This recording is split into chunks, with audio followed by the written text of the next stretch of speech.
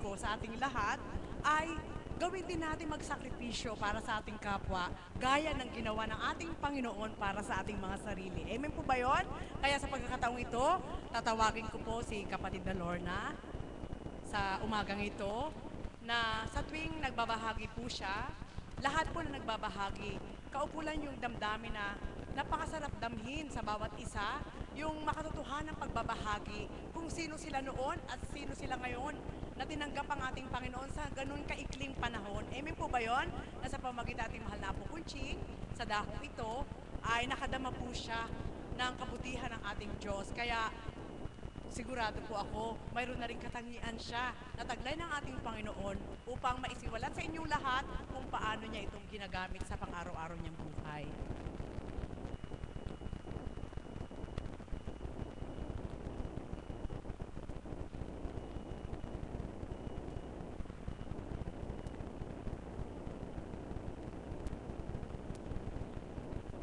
Kumusta po ang mga anak ng Diyos? Muli po, isang mapagpalang umaga po sa tanghaling ito. Kahapon po, hindi po ipinahintulot ng Ama na ako po ay makatungo sa dakong ito. Subalit, sabi nga po ng mga alagad, lalo na po sa katauhan ni Mami Beth, sabi po niya is, God is everywhere. Totoo po kasi po, kahapon po, habang ako po ay may ginagawa, natagpuan ko po ang aking sarili. Nasa CR po ako. At doon ko po na, sa loob po ng CR na yon, inabutan ko po yung kasintahan ng aking kapatid. At pagdaka po ay, bigla po kaming nag-usap na ang topic po namin ay ang mahal na Ama. That was the first time po na talagang yun po ang magiging topic namin. Usually po, chikahan, mga problema, kung ano-ano lang po yung mga napag-uusapan namin na saganang tao po ay nakapagbibigay na ng saya. Pero sa pagkakataong pong yun, galak po ang naramdaman ko. Siya po kasi, hindi po siya Katoliko, naaani po siya sa ibang relihiyon. Subalit, tama po ang tinuturan ng ating mahal na Apo na hindi po sa relihiyon na susukat ang pagmamahal at pagkilala sa Ama, kundi sa pananampalataya, sa tapat at mapagkumbabang pananampalataya na matatagpuan po ng bawat isa sa atin. Sabi nga po nila, my religion, sabi niya na ang aking pong relihiyon ang hindi magsasalba sa akin, kundi ang pananalig ko sa Ama ang magbibigay sa akin ng kaligtasan. Amen po ba? Totoo po na talaga pong tunay nga po na nararamdaman ko ang Ama kahit wala po ako kahapon dito. Isa pong patotoo na naisugo po niya talaga sa akin na kahapon po. Ang dami ko pong pinakibakahan, mga simple ngunit sa totoong buhay po talaga nangyayari na akala po natin hindi naman talaga major, pero mga himala po na tunay na nangyayari sa buhay po natin. Sabi ko nga po, hindi kailangan magkaroon ka ng bukol, magkaroon ka ng cancer, magkaroon ka ng kung ano-anong mabibigat na sakit para matagpuan mo ang Ama sa buhay natin. Sa mga simpleng haplos lang po niya at sa mga taong ibinibigay niya na mga isinusugo niya upang ang lahat ng mga tanong sa ating mga kaisipan ay magkaroon po ng kasagutan. Yun po ay isang patunay na talagang dakila po at totoo pong buhay na buhay ang ating Ama. Amen po ba? Katotohanan din po ang tinuran ni Mami Marisa. Noong pong una kong pagtungo dito, talaga pong inaamin ko na hindi pa po talaga ganun ko nararamdaman ng banal na espiritu. Isa po ako sa mga usistera. Sabi ko po noon, kapag tatayo po si Mami Marisa, hindi ko pa po siya kilala. Sabi ko lang po, sabi ko, ang puti naman ang mukha ng babae na yon. Sabi ko, pulbo-pulbo din pag may time. Sabi nga po sa Facebook. Tapos nakikita ko rin po si Nanay Mirna, na halos araw-araw po talaga pong nakikita natin yung pong kalooban niya na talagang magbigay puri, magbigay pasasalamat sa Ama. Nung una po, hindi ko po yun nawawari sa aking sarili. Ang lagi ko pong naiisip, sabi ko, Hala, excited, kakanta na naman. Yun po talaga yung talagang nararamdaman ko dahil alam ko po sa sarili ko na hindi pa po ganap. Tapos, pati hindi pa po nakaligtas sa mapanuring pagkatao ko. Paglalabas ko ang ating mahal na apo, sabi ko, ala, ano kayang kulay ng lipstick ang ginagamit niya? Sabi ko, parang natural lang. Sabi ko, kung ano-ano pong mga pagsubok ang mga idinadatal sa akin ng kalaban upang hindi po ako magbigay ng tamang konsentrasyon sa kung ano po ang mga ibinabahagi at mensaheng ipinaaabot po sa atin.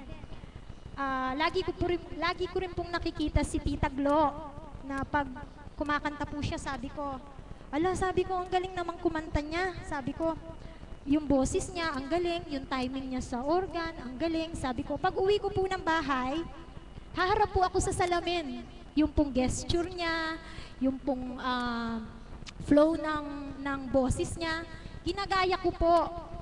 Sa mga ganun po, may mga nagbibigay po sa akin ng inspirasyon. Mayroon naman din po na parang nandyan lang yung kalaban na huwag mo silang pakinggan, huwag mo silang intindihin. Ako yung intindihin mo, sige, umusyoso ka pa, huwag kang makinig. Kung ano-ano lang yung alamin mo sa buhay mo. Huwag mong pakinggan kung ano yung ipinababatid na mensahe para sa iyo. Subalit, katotohanan po, kapag po pala naramdaman mo na dumaloy sa iyo ang banal na espiritu, sabi ko nga po, walang puwang na matatagpuan mo ang sarili mo na tumutulo na lang ang luha mo, nanginginig ang katawan mo. Totoo po yon. Ako po, buhay na patotoo. Patawad po, sabi ko nga po kagabi na naisugo po sa akin ng isang kapatid na sa pamamagitan po ng cellphone, ako po ay nabahagi na niya ng kanyang mensahe na kung saan po yung mga tanong sa isip ko namulat. Sabi ko po, kapatid, ito po yung first time na talagang makikipagtsikahan ako sa cellphone. Siguro po inabot po kami ng 1 oras. Namamatay po yung cellphone. Alam ko po na talagang umaatake ang kalaban. Pero hindi po yon naging daan upang tumigil po kami dahil ang sarap po, ang ganda po ng topic. Bago po ako nag-text sa kanya, talaga pong lumbay po ako. Unang-una, hindi po ako nakapunta dito. Tapos po, yung pong mga tao na inaasahan ko na makakaagapay ko para malagpasan ko po yung mga pagdalisay sa akin, sila pa po ang ginagamit ng kalaban upang masubukan po kung hanggang saan na yung itinatanim ko sa puso ko na sa pagdaloy ng Ama. Tapos po, napakahaba po ng oras na yon para sa akin. Pero nakatulog na po ako actually, 2:00 na po. Kaya po siguro kaninang pagpunta namin sa sobrang init, nahihilo po ako sa sakyan. Kaya po sabi po ng katabi ko kanina na parang ang lamig-lamig ng kamay mo. Sabi ko, nahihilo po kasi ako. Pero salamat sa Diyos, nandito po ako sa inyong harapan. Buhay na patotoo na kapag talagang isinuko mo ang sarili mo sa Kanya, walang sakit kang mararamdaman sa Kanya. Yun ay mga pagsubok lang po na talagang kailangang malagpasan ng tao upang makapasok po ng tuluyan ang banal na Espiritu Santo. Ang ano pong katangian ng Ama, ang nais kong ipahiwatig, na kapag po tayo nakatanggap, ang kayabangan po natin na mas mataas pa po sa pagkatao natin, ibababa po niya yon. Hihipuin niya po ang puso natin para ganap po tayong makatugon sa kanyang panawagan. Isa pa pong patunay na kung anong katangian mayroon ang dakilang lumikha. Yun po ay ang kadakilaan. Kadakilaan niya na sa bawat simpleng pamamaraan, hinihipo po niya ang puso ng bawat isa sa atin. Hindi man po tayo magkakakilala, sabi nga po, pero nandito po tayo, tinitipo niya. May sakit, problemado, mga nangangailangan po ng mga espiritual na mga mensahe upang doon po'y matagpuan ang kanilang sarili na lumalaban sa mga problema at pagsubok sa buhay. Ano man pong kaparaanan ng Ama na pinadaan niya po sa atin, ito po'y isang patunay na patotoo na ang Ama ay dakila, na hindi siya sumisino. Kung sino po ang papupuntahin niya at tatawagin niya sa dakong ito. Ngayon po, mayroon po akong hinandang awit na sana po ay magsilbing inspirasyon sa tuwi-tuwi na po. Sinasabi ko po na wag po ang tinig ko bilang tao ang pakinggan nyo, kundi po pagnilaya ng bawat mensahe na nakapaloob dito. Sana po'y mapagtagumpayan ko, hindi ko po ganap na alam ang kantang ito, pero sa kaibuturan po ng aking puso, ito po yung gusto kong ialay sa Ama. Paumanhin po kung may mga pagsintunado o pagkawala, basta po ang hinihilang ko lang po, damhin po ang tema, ang bawat liriko upang ganap po tayong magkaroon ng kasiyahan po sa ating dibdib. Para po sa Ama.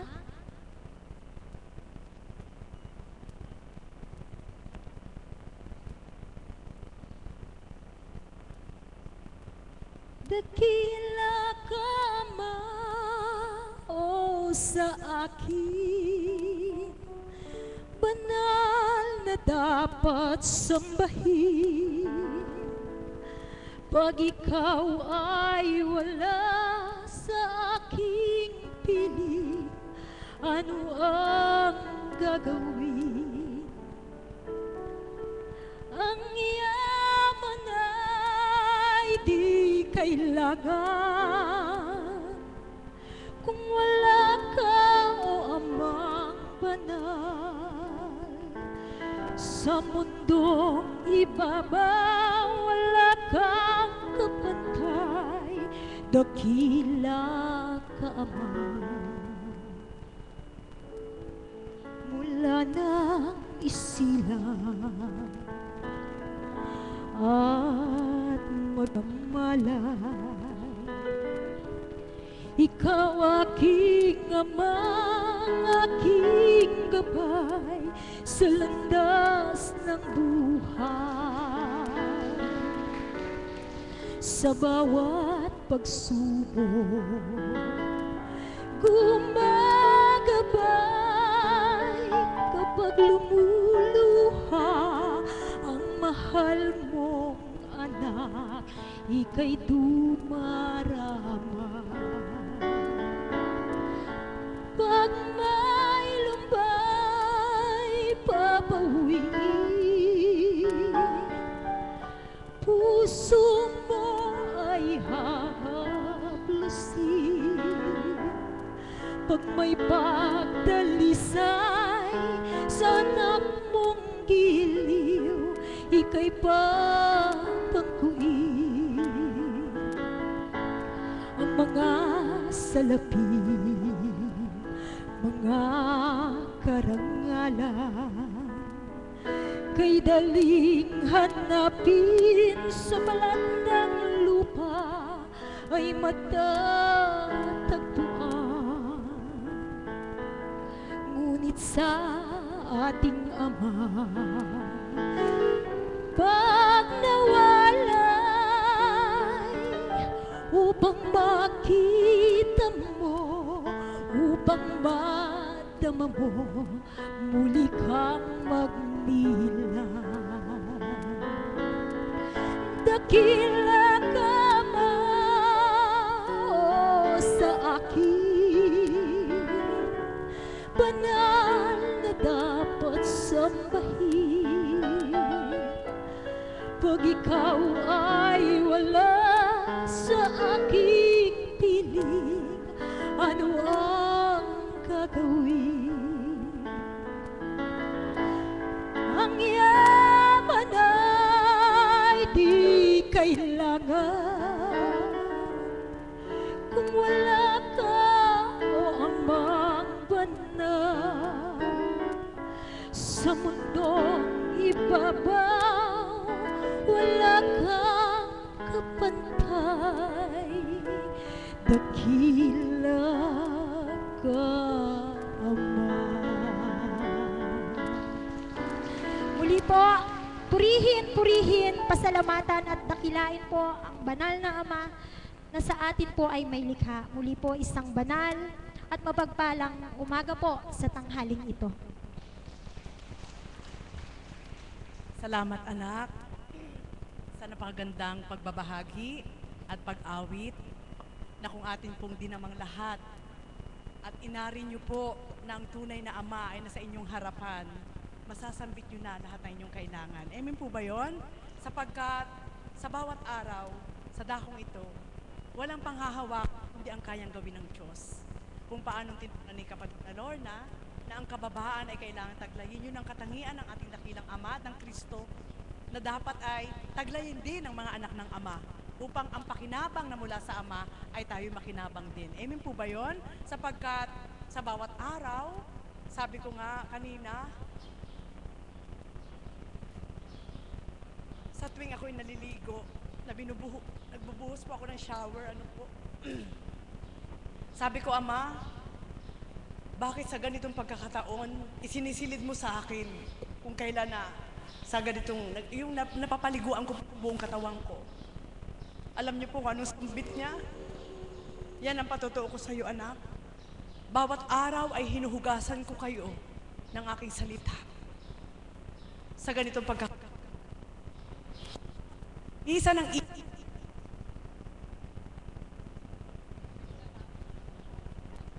ilang upang lingapin ko kayo. Buhay po ba ang Diyos? Yan po ang katotohanan na kung tayong tao ay magiging bingi at bulag sa katotohanan, wala po tayong mararating. Sapagkat ang ating panahon ay hindi pa urong, kundi pasulong. At ang kaganapan na nauna ay hindi na muling magbabalik kung sa bilang tao. Subalit nagaganap ang salita ng ating Panginoon mula noon, ngayon at kailanman, sapagkat siya'y Diyos na totoo na sa atin ay nagtuturan. Buhay po ba ang Diyos? Kaya mga kapatid, alam niyo po, naunawaan kita, mahal na kapatid. Ganyan din po kami noon. UZW, sabi nga UZW, Uzi-uzi lang po kami. Subalit, kapag tinamaan ka ni Cupido, sa pamagitan ng ating mahal na Apo Kunching, kahit ano pang laban mo sa sarili mo na ayaw mo, mananaig pa rin ang sa Kanya. Buhay po ba ang Diyos? Totoo po yun. Hindi kayang tanggihan. Sa madaling salita, ikaw mismo marirelate mo sa sarili mo na ikaw ay may madali kang sumunod sa Diyos sapagkat mula pagkabata, tarok na rin ng Panginoon na mayroon ka ng punla sa Kanya. Amen po ba yun? Kaya yung mga matitigas ang loob, kaya hanggang ngayon matigas pa rin ang loob, ibig sabihin mga sutil sila. Subalit, sabi nga, walang matigas na tinapay sa mainit na kape. Kung bawat araw, makikinig po ng salita ang lahat ng taong tumutungo sa dakong ito, sa pamamagitan ating mahal na Apo Kunching, ay ang sarap isawsaw sa kape, ang matigas na tinapay. Buhay po ba ang Diyos? Ngayon po, tatawagin ko po si kapatid na Flor upang magpahayag po ng kadakilaan ng ating Panginoon, ang katangian nating Diyos na tinataglay na niya sa kasalukuyan. Amen po ba yun? Kaya muli, magandang umaga po. Isang mapagpalang umaga po sa ating lahat. Muli po ay ating pasalamatan ng ating Diyos na buhay at tayo po lahat ay Kanyang inakay sa Kanyang banal na dambanang ito upang tayo ay maliwanagan sa bawat araw na kung ano ang kalooban niya. Ang tangi ko pong maibabahagi ay kung paano po ako nagsimula. Nagsimula po ako rito na nadadaanan ko lang po itong dambanang ito. Sa bawat araw ay ang kahinaan na ay ang paghahanap buhay. Paghahanap buhay na walang inisip kundi yung makakaraos sa bawat araw. Yung pag-aaraw-araw na paghahanap buhay. Maniniwala po kayo sa aking katayuan na ito, hindi naman po ako siguro ganun kalakas sapagkat ako po ay na-opera. Subalit, siguro nga po, totoong sa salita ng ating mahal na Apo Kunching sa pamamagitan ng Banal na Espiritu, ang buhay at ang kalakasan ay sa ating Panginoon. Yun po, nagsimula po ako ng padaan-daan dito, patanaw-tanaw, hanggang sa nakikita ko po ang aking mga kapatid na alagad, na talagang pinag-isipan ko po, sabi ko, Panginoon, sa bawat araw minimiti ko po magdaan dito na nakikita ko ang aking kapwa na hindi po sila naghahanap buhay, na dito po sila maghapon nakikita ko. Sabi ko, Ama, napakadakila mo, subalit ako di ko alam, sabi ko. Subalit ako po ay pagkayari ko pong maghanap buhay. Ito po ang aking ginagawa, ay yung araw-araw na tumutungo rin po ako dito at nagpapasalamat po ako. Nagpapasalamat po ako sa Kanya sa ibinibigay niyang biyaya sa amin sapagkat Doon na po naabot ng isip ko yung nakakaraos na kami. Subalit talagang buhay nga po siya. Buhay na buhay hanggang sa yun nga po ay dumatal na sa aking katauhan yung isang araw nandun po ako sa amin. Ba't narinig ko po ang isang tinig? Isang tinig na dinatal po niya, narinig ko yung dito ako manalangin at dito ay may liwanag. Yun po ay parang hindi ko po maintindihan yung ipaliwanag na napakalamyos po ng boses niya at yun po ay naging ano sa aking katauhan. Hanggang sa yun nga po naganap, yung araw-araw po tumutungo ako hanggang sa siguro po ay may panawagan na yung umaga, tumutungo na po ako ditong manalangin. Yun nga po, ginagawa ko nga po yun. Kung ako ay naghahanap buhay nga po ako, bago ko po gawin ang aking ginagawa ay nagdarasal po talaga ako na humingi ako ng gabi sa Kanya. Yun nga po, siguro nakita sa akin ng Panginoon yung aking ginagawa ko na yun at tuwing umaga ay talagang hindi ko po siya kinakalimutan bago ang lahat. Hanggang sa yun nga po, narinig ko nga po yung salitang doon ka manalangin sa aking dambana at doon ay may liwanag. Yun po, nangyari po yun hanggang sa nadama ko ang Panginoon na Espiritong Banal, dumaloy po sa katauhan. Hanggang sa binebendisyon na po ako ng mahal na Apo Kunching, na ako ay hindi ko na nararamdaman kung ano pa ang nangyayari sa akin hanggang sa namamalayan ko po ako nakahiga na lang. Sa araw-araw, yun po na parang namamagnet na po ako noon. Namamagnet na ako na talagang bakit tumungo na po ako araw-araw hanggang sa hindi na po ako naghanap buhay. Dito na lang po ako tumungo dahil iba po ang nararamdaman ko sa kabila ng aking kuminsan ay yung ano ko po sa katauhan ko, yung paghahanap buhay ko. Ang nadarama ko po ay nagagalak ako. Nagagalak po ako na talagang tumungo dito. Kahit ala na nga ako yung pera na kuminsan nga po yung nananaig din yung pagkatao. Subalit buhay na buhay po ang Diyos hanggang sa naging alagad nga po ako. Hanggang dumating po sa akin yung pagsubok na po siguro yung kung paano ko siya pagtitiwalaan. Dumating po yung time na yung aking anak ay mag-aaral na sa Maynila. Mag-aaral na po siya, sabalit ang anak ko po ay walang alam na tunguhan ng kanyang pupuntahan. Natapat naman po noon yung aming pag-retreat sa Bukal ng Buhay sa Bustos. Unang-una ko pong madarama kung paano nga po ang isang alagad. Dumulog po ako sa Ama, sabi ko, Ama, ikaw ang nakakabatid kung paano gusto kitang ipaglaban sa aking anak. Sa kabila ng batid mo, kung alang-alam ang anak ko, walang alam sa kanyang tutunguhan sapagkat gustong-gusto niyang mag-aral. Kaya nga po, alam niyo po ba talagang buhay ang Diyos, gumagabay sa nagtitiwala sa Kanya. Ipinaglaban ko po ang sumama ako sa retreat. Subalit ang anak ko po, tinawagan ko po yung pamangking ko, hanggang sa cellphone na lang po sila nagkausap. Buhay ang Diyos.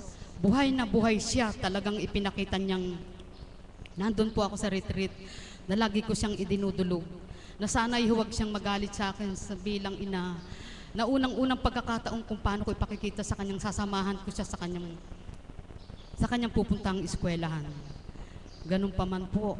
Napakabuhay ng Diyos. Umuwi po ako ng bahay sapagkat naiisip ko na malaki ang pagkukulang ko sa anak ko. Subalit yun nga po ang pagtitiwala ko sa Panginoon Diyos na ang pagtitiwala ko po na siya ang gagabay.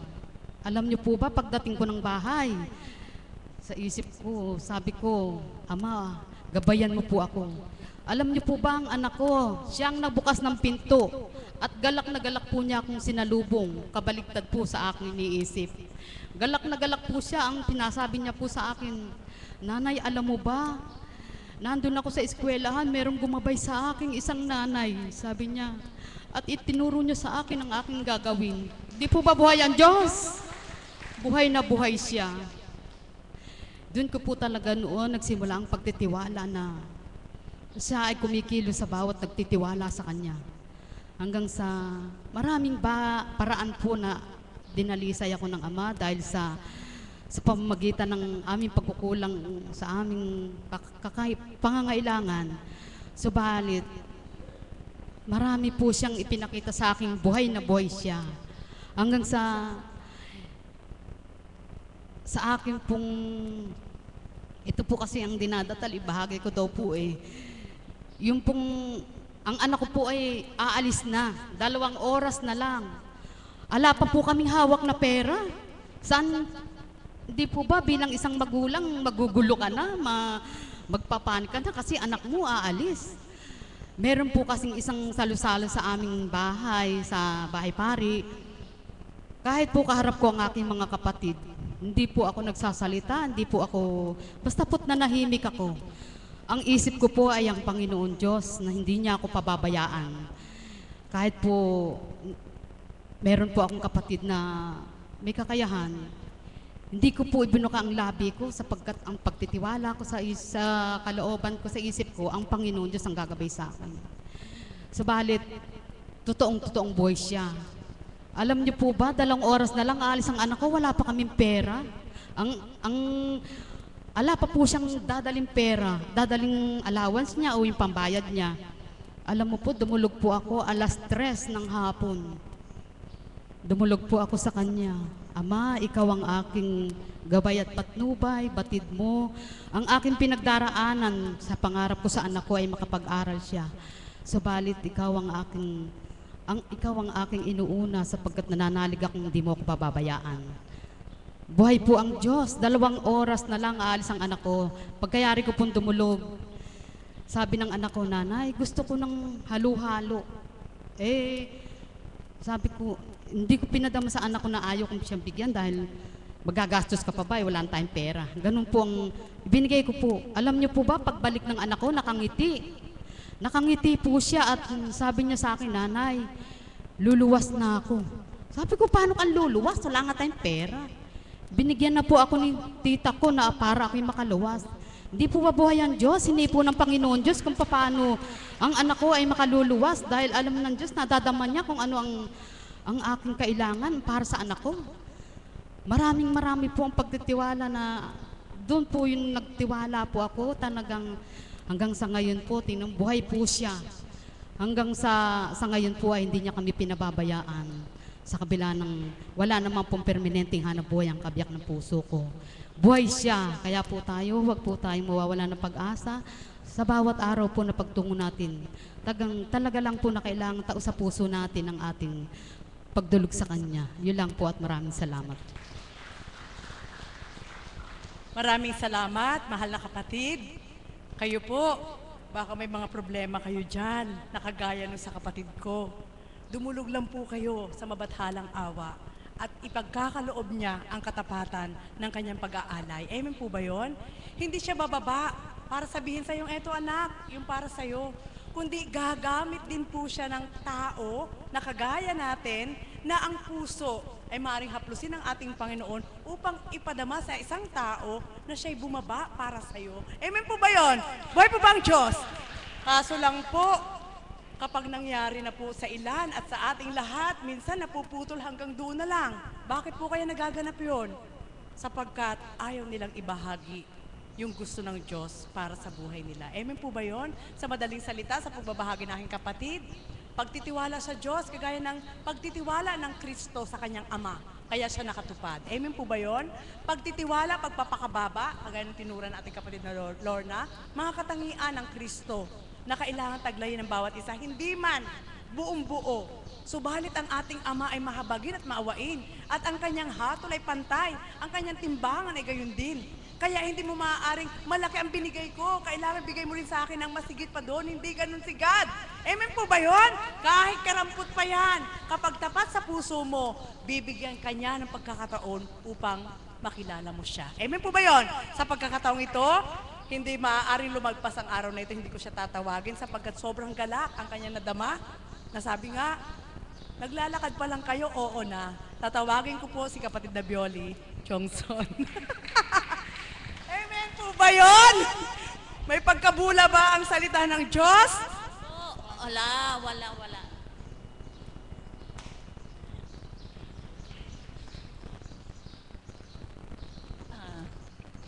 Maraming salamat, Ama, sa muling pagtawag mo sa araw na ito. upang maipahayag ko ang kahiwagaang ginawa mo sa aking buhay. Salamat po, salamat ng marami. Amen, Lord. Isang mapagpalang umaga po, mga kapatid.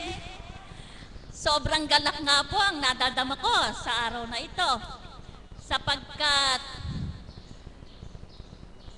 binanggit ko po sa sarili ko na, Ama, muli akong tatayo sa lugar na ito upang ipagsigawan ko ang kahiwagaang ginawa mo sa akin. Thank you, Lord. Thank you.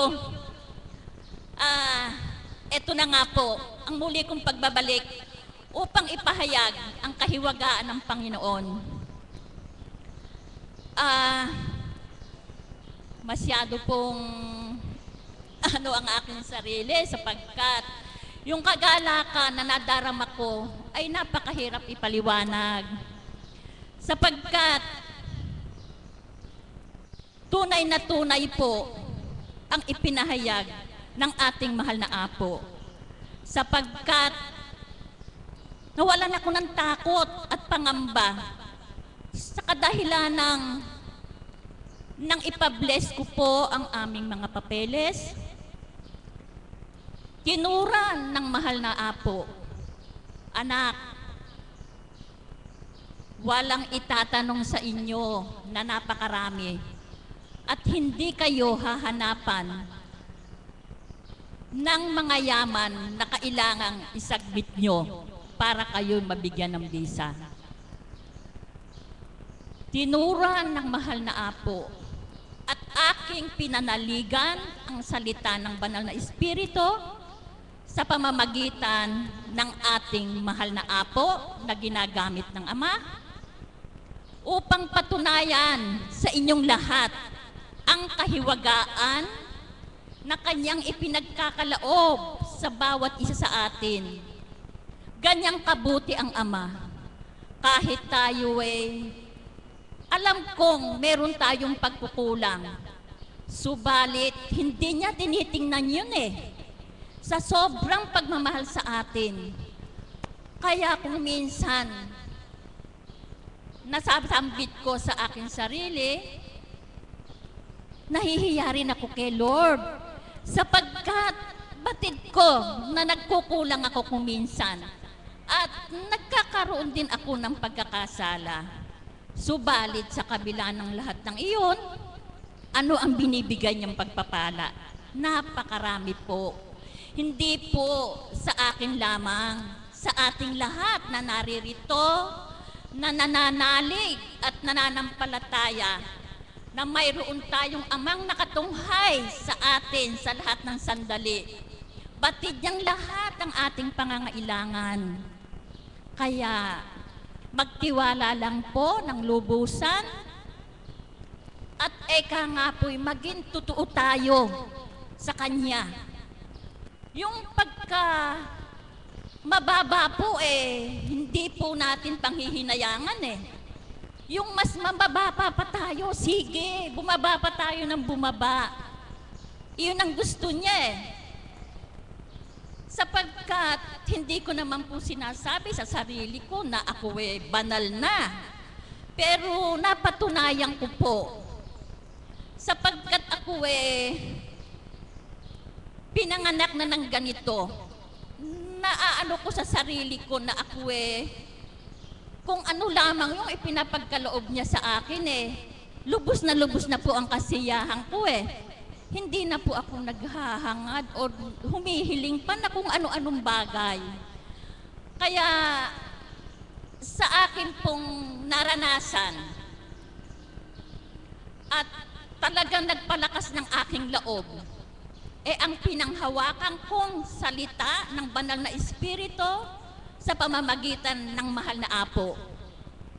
Humarap kami na walang takot, sapagkat ang inaasahan ko, siya ang hiniling namin, banal na Espiritu, kayo ang manguna sa araw na ito, at kami susunod lamang sa iyo. Amen po ba? Sapagkat talagang kahiwagaan ang ginawa niya sapagkat yung po palang maikwento ko lang po sapagkat kami nga po first timer din na nagpa humingi ng visa sa US Embassy. Wala akong kaalaman. May takot hindi po ba? Lalo na kung ang kakausap sa iyo mga Amerikano, pinapaabot ko po na ako mababa lamang ang pinag-aralan ko, kaya ako hindi masyadong bihasa sa salitang English. Ano po? 3 bintana po pala yung pagdadaanan nun batid na batid ko po ang unang-unang numero na pinuntahan namin number 16. Suma po 7, hindi po ba? Yun, talaga pong tinandaan ko yun. Pangalawa po, 24. Sumang ano po yun, 7 na naman. Kaya si Lord po ang nanguna, Ito pong last na interview sa amin. Alam po ba kung anong number ang natapatan naming numero? 9. Buhay ang Diyos, hindi po ba?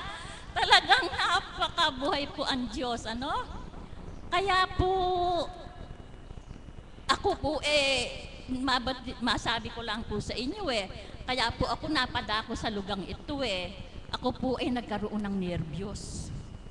Yan pong takot na yan ang hindi maalis sa aking katawan. Subalit ngayon, pinalakas na ako ng banal na Espiritu. Amen, Lord! At sa pamamagitan po ng mahal na Apo, iyan po ang isang patunay na napagaling na ako talaga sa lugar na ito. Napakalakas na po ng loob ko. Kaya mahirap pong ipaliwanag Hindi po ba? Amen, Lord! Salamat po. Maraming salamat sa inyo mga kapatid. Hindi po ba tumayo ako dito noong April 1 po siguro o April 2, hindi ko po matandaan. Ano po? Sinabi ko po sa inyo, isa pa pong challenge sa aking buhay. Kaya nagpapasalamat po ako sa mga kapatid ko alagad na hiningan ko ng panalangin upang matulungan nila ako sa haharapin kong challenge sa aking buhay. At ito nga po ang isang patunay sapagkat napakarami ko na pong kahiwagaang nasa kasihan sa lugar na ito. Mahirap na nga lang pong ipaliwanag sapagkat sabihin po ninyo ito po tunay na katotohanan. Mabalik ko lang po yung dating natunghayang ko isang kahiwagaan. Alam po ba nyo doon sa Lord of Pardon? Minsan po na time po noon meron kaming vigil. Subalit ang aking mga kapatid ay hindi nakarating. Alam po ninyo. Kaya minensahe daw po sa mahal na Apo na ang sabi ng Panginoon, anak, bumaba ka sapagkat 2 anak mo lamang ang nakarating nung time nung vigil na yon. At bumaba nga po ang mahal na Apo, nung pong nandun na kami sa harap ng Lord of Pardon, isang kahiwagaan po ang pinatunghay ng banal na Espiritu. Sapagkat mayroon po isang butiki lamang po, pero ang butiki po pala ay banal. Iyan po ang nagsasign sa atin kung mayroon tayong hinihiling. Pakinggan nyo, tumitik-tik siya. Iyon po ang sagot sa hinihiling natin. Maituloy ko lang po yung kwento. Yung pong butiki na yon, nakatihaya dun sa harap ng Lord of Pardon. Ang sabi, tinawag po kami ng mahal na Apo at sinabi, kapatid, halika, tunghayan nyo itong butiking ito. Kaya ang binanggit ng mahal na Apo, Ama, ano pa po bang kahiwagaan ang ipinakikita mo sa amin sa oras na ito? Yan po ang nabanggit. Alam po ba ninyo yung butiki na yun na nakatihaya? Tiningnan ko, Ang sabi ko, mahal na apo, patay na po yata. Kasi wala pong butiki na tumitihaya. Kung tingnan mo siya, para yung Kristo. Sign of cross. Sign of cross po ang kanyang hugis. Oras po na makapagbanggit ang mahal na apo na gano'n na ano pa po bang kahiwagaan ang ipinakikita nyo? Alam po ba nyo yung butiki na yon? Tumihaya na siya at pumasok po doon sa loob ng Lord of Pardon. Napakahiwaga po. Isa po yun sa natunghayang kong kahiwagaan na natunghayang ko sa lugar na ito.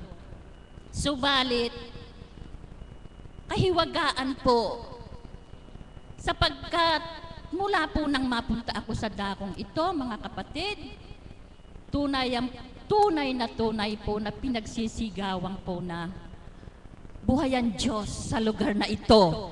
Amen po ba, mga kapatid? Manalig, yun lamang po ang unang-una nating damahin Manalig tayo na may magagawa sa lahat ng sandali ang Panginoon sa ating buhay. Dito na lamang po at maraming salamat, mga kapatid. Thank you po. Purihin, dakilain ng ating Panginoon. Naaliw po ba kayong makinig? Amen. Alam niyo po, habang nagbabahagi si Tita Bioli, sadya pong napakadakila ng ating Ama. Ano po? Tama po yung sambit niya. Kung sasambitin niya lahat ng hiwaga ng ating Panginoon sa oras na ito, ang ilan na hindi pa nakadadama, maaaring sabihin na mayabang. Subalit sa katotohanan po, napakarami na po talaga na hiwaga ang ating Panginoon na pinasisilay sa dakong ito at pinatupad po sa aming bilang mga alagad at caps, maging sa inyong mga tagasunod. Alam ko po na may mga hiwaga na rin po naganap sa inyo. Amen po ba yun? Kagaya po ng bahagi ni kapatid na Bioli, kung tayo lang po ay magtitiwala. Anong sabi niya? Nakuha ko, naaliw naman ako doon sa sinabi niya. Hindi na nga ako humihingi At minsan nahihiya na ako sa Diyos. Subalit sa kabila ng lahat, binibigay pa rin niya sa akin. Boy po bang Diyos? Bakit po kaya? Magnilay po kayo. Alam niyo po, doon po na pumasok yung ng isip ko. Nasabi nga ng ating Panginoon, totoo po yun. Minsan, akala natin sa sarili natin, napakalaki na ng dineposito natin. At kapag oras ng withdraw, hindi ka maka-withdraw. Bakit? Kung ilalagay po natin sa pantaong gawain, kahit ang dami mong pera, kapag naka-offline ang ATM, hindi ka makakalabas. Amen po ba yun? Boy po ba Diyos? At minsan naman, natataon kahit wala kang mas maraming dineposito, dahil alam ng Panginoon na nung oras na yun ay kailangan mong tulong niya, sa katapatan mo, ibinibigay pa rin niya. Wala po talagang makalilirip at walang makahahadlang ng gagawin ng Diyos sa bawat isa. Amen po ba yun? Boy po ba ang Diyos? Kaya mga kapatid, halina po kayo. Masarap pong kapiling ang Espiritong Banal. Sa pamamagitan po ng ating mahal na Apo Kunching sa bawat araw, iniuulat po ng ating Panginoon sa kanyang katauhan kung paano natin higit kamtin ang magtiwala sa Kanya. Sapagkat, sabi ko nga po sa inyo, walang maaaring humadlang sa inyo magpahayag ng kabutihan ng ating Panginoon. Sapagkat ang bawat kaukulang kapahayagan ay iba't ibang kaganapan sa buhay ng bawat isa. Amen po ba yun? Kaya nawa po, tayong lahat ay makapulot ng kaukulang aral upang maging panuntunan po ng bawat isa, higit lalo sa pakikinig po sa Banal na Espiritu sa katawan nating mahal na Apo Kunching, na sa bawat araw po ay walang patlang man lang, ni saglit man, ay hindi po nagbababa ang ating Panginoon ng ikasasama, kundi ang lahat ng ibinababa po niya ay laging bagong putahe para malasahan po natin kung ano yung masarap na hain ng Panginoon sa bawat araw. Kaya sa pagkakataong ito, tatawagin ko muli ang isang dalaga po siya, kabataan na maituturing. Nasabi ko nga, mapalad po yung mga kabataan na naakay na sa dakong ito at nabuksan. Bakit po? Siguro po maaaring kapag puspos ka ng espiritu, nakabataan ka, hindi ka na mag-aasawa. Boy po ba ang Diyos? Subalit alam ko po na takda-takda pa rin. Kaya tatawagin ko po si kapatid na Arlene Relente. Bakit? Sino?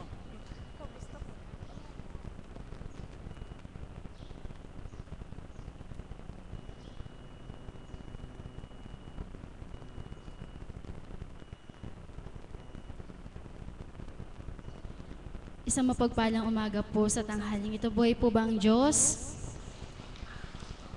Sa katotohanan lamang po, kung magbibilang tao, parang para sa akin ayoko magbahagi. Sapagkat mahirap pong magbahagi sa harapan kung hindi pawang katotohanan ang sisiwalat. Amen po ba yun? Sapagkat sa dati ko pong buhay, kapag po nagsalita ako, gusto ko hangaan ako ng tao. Ang gusto ko noon, parang may masabing maganda sa'yo ang tao. Yaon po ang gusto kong mangyari sa buhay ko. Kunyari, magsasalita ako. Ang nasa ko lamang ay, uy, ang galing naman niya. Parang ganun lang po. Subalit, sa dako pong ito,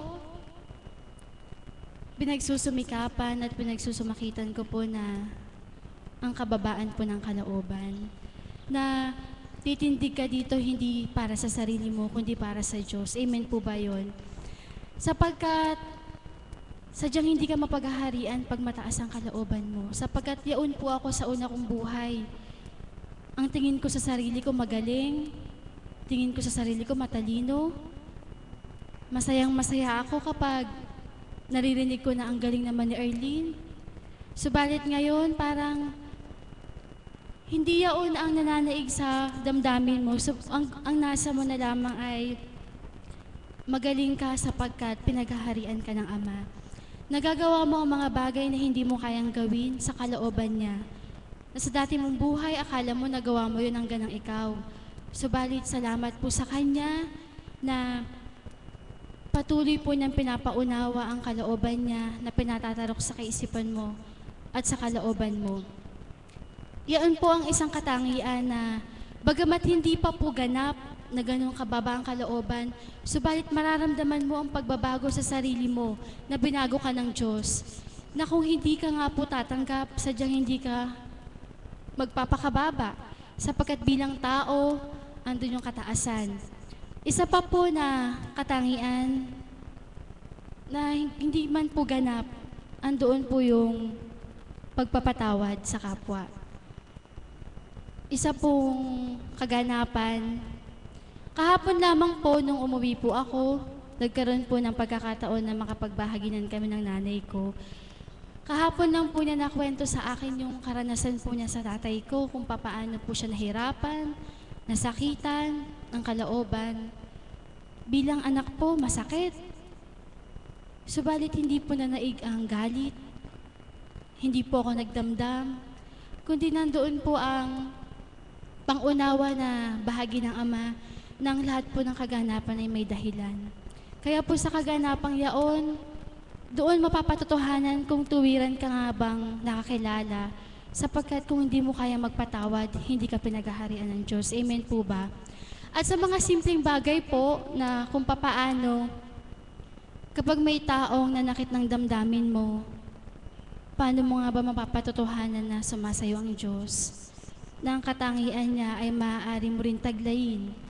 At isa na po yun ang pagpapatawad na sa ngayon po bilang isang hinirang, kapag po may nakakagawa sa akin ang hindi marapat o hindi maganda, hindi po nananaig sa akin yung pag tumitimo po ba ang galit. Natural po ang magalit, subalit hindi po nananahan sa kalooban. Sapagkat bilang isang hinirang po, lalo na po nagbebendisyon, hindi ka po dadaluyan kung may galit ka. Amen po ba?